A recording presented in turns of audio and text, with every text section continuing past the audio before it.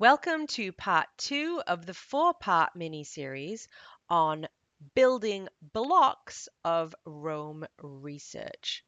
So in later lessons, we're going to talk about block connections and block types. But before we do that, I think it's important to talk a little bit about pages. What really is the difference between pages and blocks? Many people get confused as to how they differ in Rome research. As previously discussed, pages also have their own unique identifier in your graph. Pages are the streets on which there are a collection of houses or blocks. On pages, the house can be directly on the street or it can be linked to the page through linked references. And we're going to review that in this lesson so that you can see the difference. So how do pages differ from blocks? So pages behave in a similar way to tags in other systems, in that pages collect all of the items related to a specific subject or topic that has been designated by you as something that you're interested in. So you create your own tag.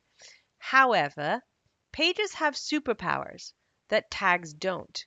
Pages can both hold additional information on the page as well as magically unearth related items that you did not link, but they happen to belong together. And you do that through backlinking with linked references, and also Rome does it through unlinked references. So if we go to 42 Smart Block, which is a tag that I have in my system,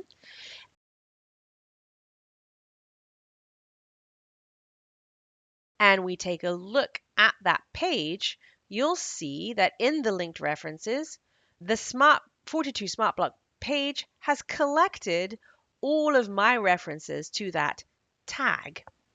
Okay, so you'll see these are all of those tags that are related to SmartBlock. So it's acting very much like a tag does in another system. However, you also have unlinked references, which will show you where I have mentioned 42 SmartBlock in other places. Of course, I've mentioned it quite a lot because I run it SmartBlocks all the time, so you would see them. So here are all the other places that we have run the 42 SmartBlock. Okay. Pages are the hunter-gatherers of Rome.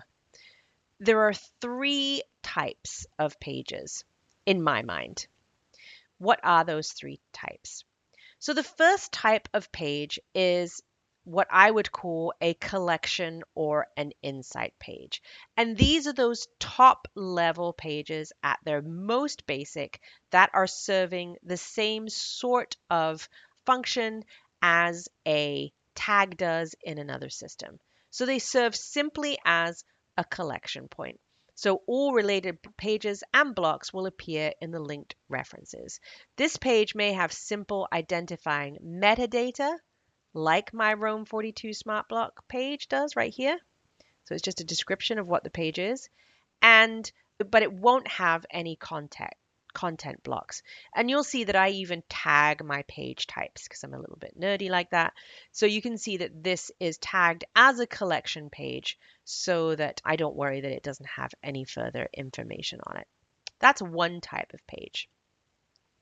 The next type of page is what I call a summary or a detail page. So a summary or a detail page has the equal collection capabilities as the page type above, but a summary or detail page also includes additional blocks right on the page. And the blocks that are on the page live there permanently. So those are the original houses that existed on that street. An example of this kind of page is my resources and reading page in this course.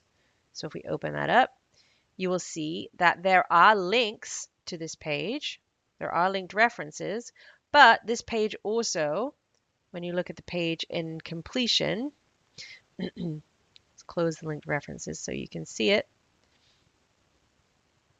also has an awful lot of information directly on the page. So this is a summary, or a detail page. It's going to stay within Rome research.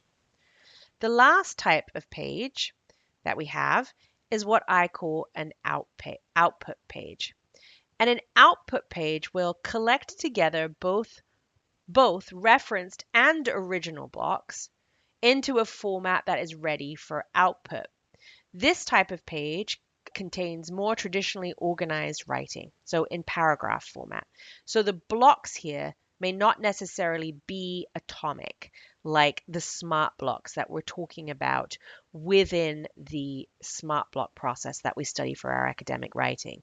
They are actual collections of smart blocks together with interweaving sentences that bring together the text.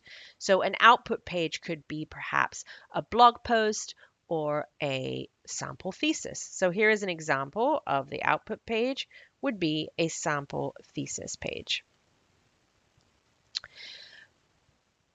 Think about pages. The way you think about pages is with the question of how do they serve my personal processes?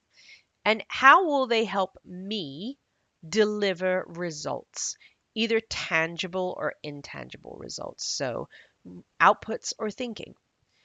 A page always collects blocks together at some level.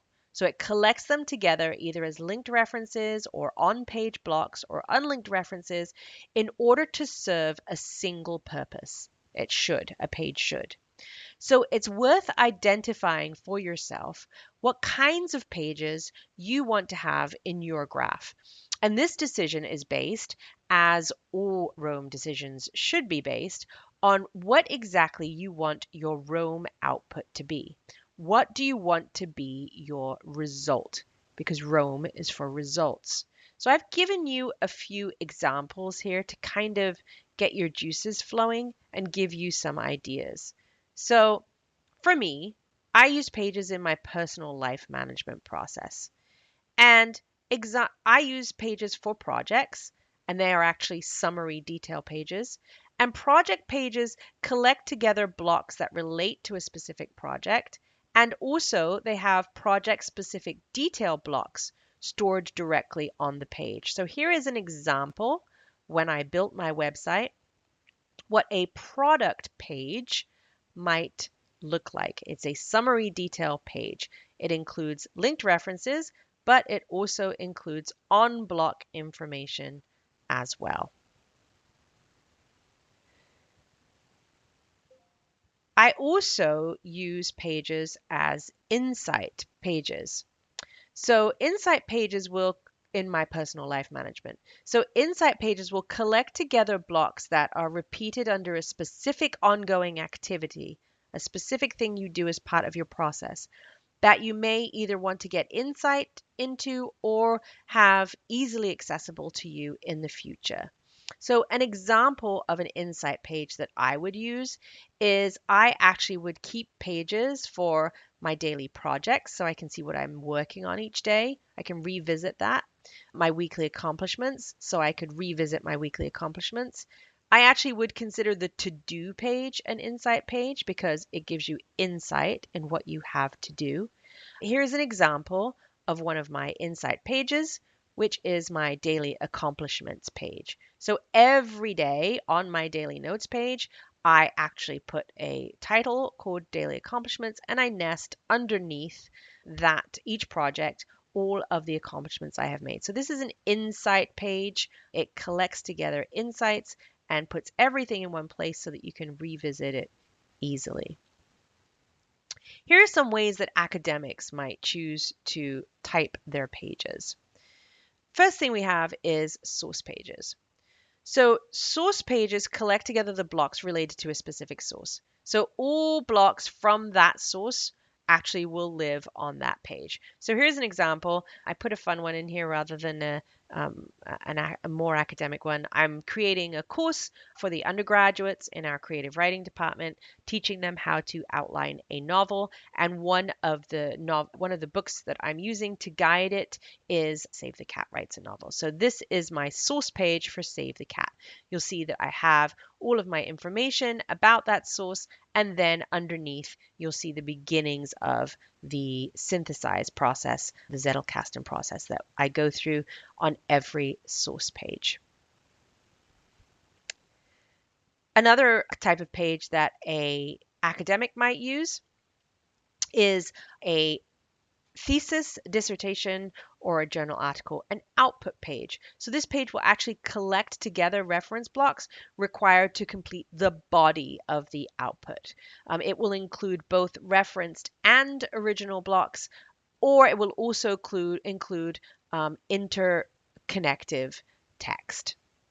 Another page that an academic might have is a topic page. You might decide that you want to start collecting any page, any source page, any block that actually references a specific topic. So you would have topic pages. For example, you'll have a topic called collaborative authorship, and every time you mention that or every time you work on that, that will show up on that collection insight page, similar to these collection insight pages that we have already looked at, like the daily accomplishments page.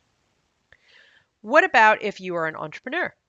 Well, if you're an entrepreneur, you might have product pages. And this, again, the page type is the output page. So it collects together blocks related to a specific product. It has product content blocks stored directly on the page and will include both referenced and original blocks or interconnective text because the actual product lives here. So this is an example of one of my product pages. This is the actual whole product of Magical Academic Note-Taking, and these are all the lessons that are involved in that product.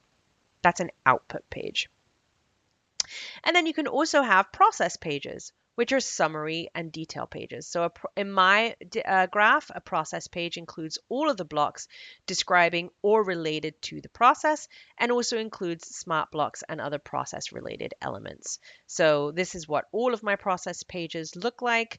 You can see it includes an explanation of the process. It includes the process components, the process steps, the process measurements, and also includes any smart blocks that I use as a part of that process. So that's just kind of some examples of how to think about the types of pages that you will use within your own processes based on the kind of result that you are trying to get. And also remembering that most pages should fit within one of these three types: collection or insight pages, summary detail pages, or output pages. So what types of pages do you have in your database? And can you think of a type of page that I haven't covered here? Next, in the next videos in this mini-series, we're going to talk about block connections, which are really important, and also block types. Onwards and upwards.